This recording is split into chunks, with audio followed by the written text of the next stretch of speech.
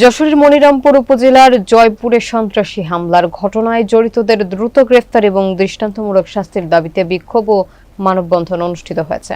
মঙ্গলবার বিকালে মনিরামপুর পৌরসভা চত্বরে সর্বস্তরের ছাত্র জনতার আয়োজনে এক কর্মসূচি পালিত হয়। শাওন হোসেনের প্রতিবেদনে থাকছে বিস্তারিত। মানববন্ধন এবং বিক্ষোভ সমাবেশে বক্তব্য রাখেন ছাত্র জনতার পক্ষে অভি হাসান, জুবায়ের, ইনামুল, নোমান, হাবিবুল্লাহ, মহিবুল্লাহ, রিয়াদ হোসেন সহ স্থানীয় এলাকাবাসী। বক্তারা বলেন, কালো সন্ত্রাস, চাঁদাবাজি এবং শিক্ষা নিয়ে রাজনীতি বন্ধ করতে হবে। জয়পুরে হামলায় যারা জড়িত তাদের দ্রুত গ্রেফতার করে শাস্তির আওতায় আনতে হবে। তারা আরও জানান, প্রশাসন যদি 24 ঘন্টার মধ্যে অভিযুক্তদের গ্রেফতার না করে তাহলে পরবর্তীতে কঠোর আন্দোলন কর্মসূচি ঘোষণা করা হবে। এ সময় বক্তারা প্রশাসনের প্রতি দ্রুত পদক্ষেপ গ্রহণেরও আহ্বান জানান। উল্লেখ্য, সম্প্রতি জয়পুর এলাকায় সংঘটিত একটি সন্ত্রাসী হামলার ঘটনায় জনমনে চরম উদ্বেগ এবং উত্তেজনা সৃষ্টি হয়েছে। হামলার ঘটনার পর থেকে অভিযুক্তরা পলাতক রয়েছে বলে স্থানীয় সূত্রে জানা গেছে।